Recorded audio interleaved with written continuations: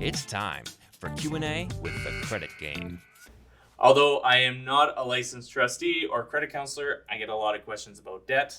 So I thought we could go through some of the pros and cons of credit counseling or debt management program. They sound very different. They're the exact same, and we'll use them interchangeably throughout the video.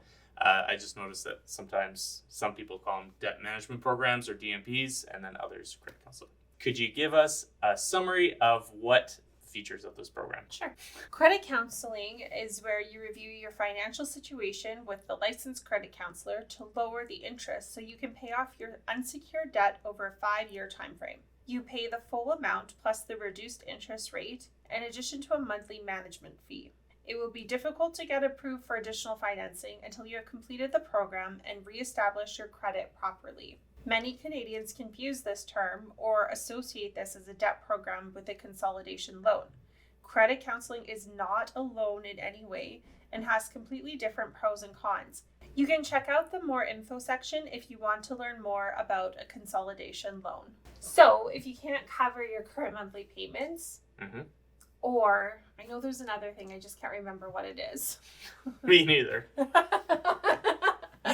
So if you can't pay your current monthly bills or settle the debt, then you don't need to watch the rest of this video. Correct. But we do have other debt programs or links down below that go through the different debt programs with different pros and cons that might be a better fit for you. If you think that credit counseling or debt management program would be a good fit for you, then stay tuned. Jess is going to ask some questions that I get a lot. Can you include CRA, student loans, or secured debt? No, you would have to look at a consumer proposal, orderly payment of debt, or bankruptcy if you want to include CRA, old student loans, or secured credit card. You can check out the more info section to find links to the pros and cons to these programs. Do you get to keep your assets? Yes, you get to keep your vehicle, house, and investments. Do you have to pay 100% of your debt, or can you get a discount on the amount owing? No, you pay the full amount plus the reduced interest that's negotiated. Can you choose which debt is included? Yes, you get to decide which credit card, line of credit, or loan if it isn't attached to an asset. The creditor also has to allow it, but generally they don't have an issue. What is the maximum term? Or in other words, how long are your payments stretched over? 5 years.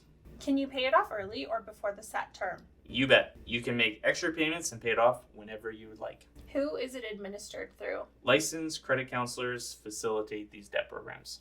Is it registered in the courts or as a public record? Nope. Notification on each credit account included in the debt management program will appear on Equifax and TransUnion, but not a separate public record.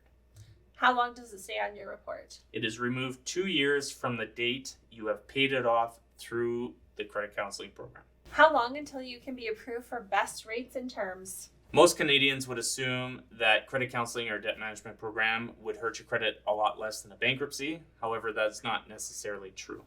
We have a full episode where we go through in detail why that isn't the case and what you need to know before you consider it. And the link to this episode is down below.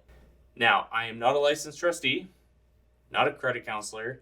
However, these videos are essentially just to give you more information of how they affect your credit, the pros and cons, and give you the information so you can make the best decision for you and your family.